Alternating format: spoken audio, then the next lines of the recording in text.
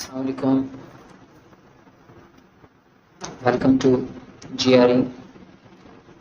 अच्छा जी, हमारे पास आज के जो रिमेनिंग वर्ड्स हैं वो हम कवर अप करेंगे। स्टोरी सबसे पहले है, in a quant seaside town there was a talented painter named Alicia. With her vibrant colors and imaginative strokes, she breathed life into her canvases. One of her masterpieces, a breathtaking seascape, became a catalyst for change in the town's art scene. The locals were inspired by her work and started their own artistic endeavors, turning the town into a thriving hub of creativity. So, हमारा जो word है अभी का वो है catalyst. अब catalyst की जो मीनिंग है वो क्या है, तो पहले आप सबसे पहले पिक्चर्स देखें। तो हमारे पास ये जो सबसे पहले ये वाली जो पिक्चर है, इस पे अगर आप देखें तो यहाँ पर फायर का निशान है। इसका मतलब ये होता है कि कोई भी ऐसा सब्सटेंस जो किसी के साथ मिल के कॉज करे किसी चीज़ को, मतलब अब अगर हम लकड़ी की बात करें, लकड़ी और अगर जब आग दोनों मिल जाती हैं तो ये जलती हैं। अब ये रिएक्शन हमारे पास जो आ रहा है इन दोनों का वो ये है कि ये जल रही हैं, ठीक है। और अगर हम बात करते हैं ताले की, तो ताले में अगर हम देखते हैं, ताले में अगर आप पानी डालेंगे तो फौरन से जंग खा जाएगा। इसी तरह डाइजेशन की बात करेंगे, डाइजेस्टिव सिस्टम जो है हमारे पास वो क्या करता है, वो भी हमारे पास कॉज करता है फूड को कंजम्पशन के अंदर। इसी तरह से अगर आप देखें फोटोसिंथेसिस के ऊपर बात करें, प्लांट्स जो होते हैं वो क्या करते हैं, सनलाइट के थ्रू एनर्जी प्रोवाइड करते हैं प्लांट्स को। इसी तरह हमारे पास बैटरीज हैं। अब बैटरीज अगर मिलती हैं तो कॉज करेंगी किस चीज़ का, वहाँ पर इलेक्ट्रिकल शॉक्स होंगे। इसी तरह अगर हम बात करें अल्कोहल की, तो अल्कोहल पीने से आप क्या होते हैं, अनकॉन्शियस होते हैं। इसी तरह अगर हम बात करेंगे वॉशिंग की, तो वॉशिंग से क्या होता है हमारे पास, सिंपली आपकी जो स्किन होती है वो मॉइस्चराइज होती है और स्मूथ हो जाती है, ठीक है। ये आप फौरन से जब हाथ धोंगे उसी वक्त हो जाएगा। बेकिंग हीट देने से आपको क्या होता है, चीज़ें बेक होती हैं हमारे पास, ठीक है। सो ये कैटलिस्ट इन सारी चीज़ों को बोलेंगे हम। अब मीनिंग देखते हैं, अ पर्सन, थिंग और event that quickly causes change और एक्शन।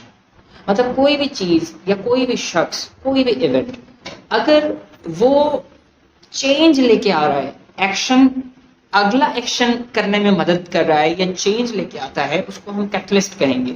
अब वो किसी भी शख्स को भी बोल सकते हैं, किसी नॉन लिविंग थिंग्स को भी बोल सकते हैं, और साथ साथ कोई भी इवेंट होगा उसको कंप्लीट इवेंट को भी आप बोल सकते हैं।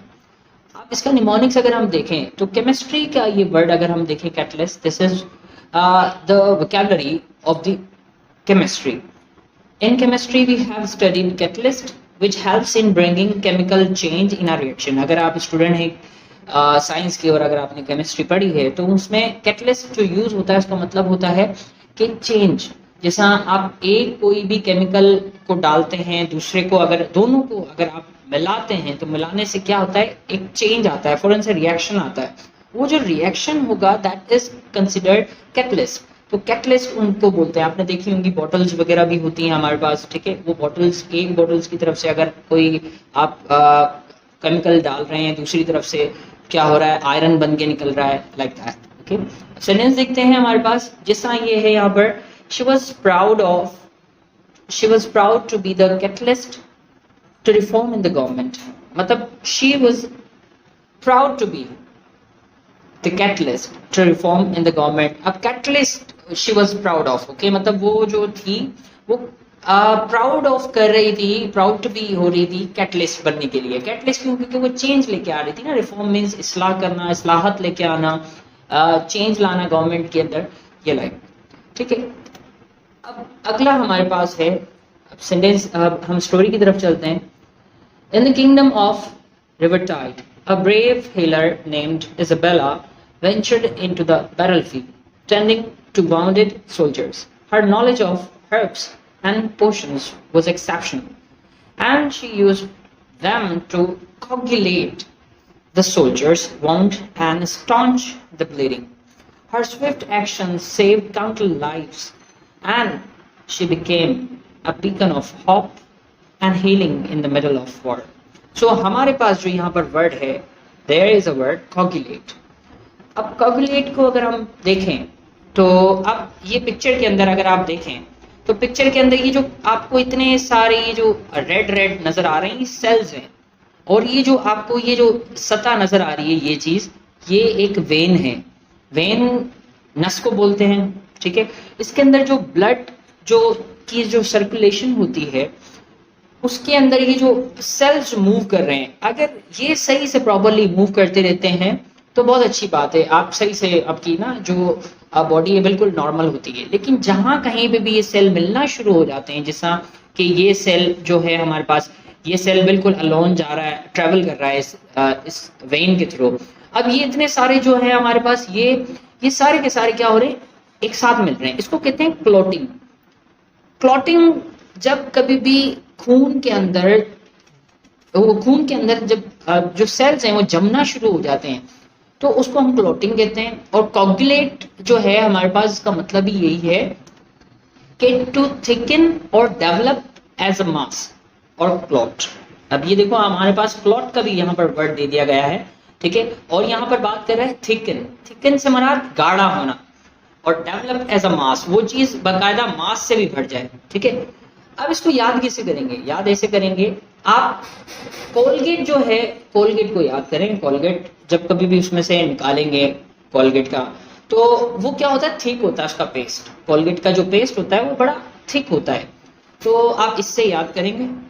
आप सेंटेंस देखते हैं, the eggs coagulate when heated, बिल्कुल ऐसा ही है। जब कभी भी अगर आप जो अंडे होते हैं उनको बॉईल करेंगे तो क्या होंगे, वो खुद ब खुद क्या हो जाते हैं, थिक हो जाते हैं, जम जाते हैं, और उनकी जो वाइट होती है वो पूरी की पूरी जो होती है वो सारी की सारी जम जाती है, और अंदर जो आपकी एवन के जो जर्दी होती है वो भी जमना शुरू हो जाती है, तो कोगुलेट होती है हमारे पास। So the word is coagulate, coagulate, alright. अच्छा जी, अगला है हमारे पास, इन अ whimsical realm there was a capricious fairy named Luna. She flitted from one place to another, changing her mind like the wind. One moment she would sprinkle joy and laughter, and the next she might cause gentle rain or a shower of sparkles. Her ever-changing ways brought enchantment to the land, leaving everyone eager to see what delightful surprises she would bring next. So हमारे पास जो word है वो है यहाँ पर capricious, capricious। देखते हैं हमारे पास इसकी मीनिंग क्या निकलती है।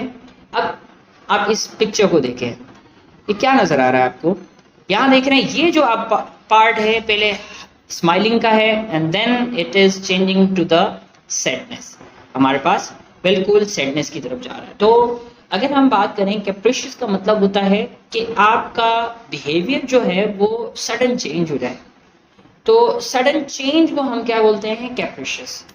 तो sudden behaviour change, impulsive, impulsive भी है, इम्पल्सिव का मतलब बड़ा क्विक होता है जो, ठीक है। अब इसको याद कैसे करेंगे, इसको हम करेंगे कै, ये जो कै है हमारे पास, कै को आप कार पढ़ें और प्रीशियस को आपने क्या करना है, प्राइस से याद रखना है। कार के प्राइस जो होते हैं वो क्या होते हैं हमारे पास, ऊपर नीचे हो रहे हैं आजकल, तो मतलब अनप्रिडिक्टेबल है हमारे पास। अभी जो कार के प्राइस गेस करना बड़ा अनप्रिडिक्टेबल है, इसीलिए क्या हुआ यहाँ पर आपने ऐसे इसको सोच लिया, याद रखना है, ये सेंटेंस नहीं है हमारा, लेकिन आप इसको वैसे याद रख सकते हैं। सेंटेंस है, because of his capricious nature, Jeremiah found it hard to keep a steady job. Capricious nature, change, sudden change, ठीक है। In a strict school, there was a stern teacher named Mr. Thompson. He was quick to castigate any student who didn't meet his high expectations. However, one day he learned that a compassionate approach could be more effective by understanding each student's struggles and offering support. He transformed into an inspiring mentor, encouraging them to excel without fear of punishment. So हमारे पास यहाँ का जो word है वो है castigate, castigate, अब कैस्टिगेट पे ये पिक्चर में आपको नजर आ रहा है कि ये जो फिंगर है हमारे पास ये भी इसी तरफ उठ रही है, ये जो है हमारे पास, और जितनी भी फिंगर्स अगर हम देखें तो ये सारी की सारी क्या उठ रही हैं हमारे पास, इस बंदे की तरफ। इसका मतलब है कि लोग इसकी तरफ पॉइंट कर रहे हैं कि इसने काम किया है, इसने किया है, इसने किया है। जो बुरा हो रहा है उसके एक्सप्रेशन भी इसी नजर आ रहे हैं, इसका मतलब क्रिटिसाइज कर रहे हैं लोग। मीनिंग देखते हैं, टू क्रिटिसाइज स्वर्ली, हार्श वर्बल रेम्प्रीमेंट। अब इसका मतलब इस तरह से है कि आप किसी को भी बुरा भला कहें, बहुत बुरे तरीके से अगर आप किसी को बुरा भला कहते हैं तो क्या होता है, कैस्टिगेट यूज होगा और वर्ब है।